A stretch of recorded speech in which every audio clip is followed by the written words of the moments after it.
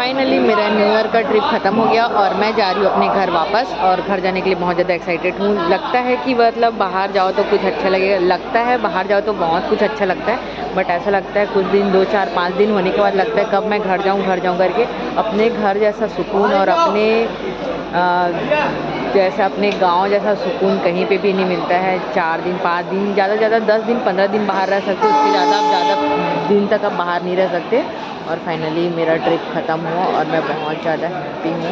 और अब मैं जा रही हूँ घर अपने। और मेरा ट्रेन था 7 बजे का और अभी बज के हैं 9 बजे। 2 घंटा लेट था और अभी भी लेट ही है, कुछ जल्दी नहीं हुए हैं। और यहाँ पे देख सकते हो खाना वाना खा रहे हैं।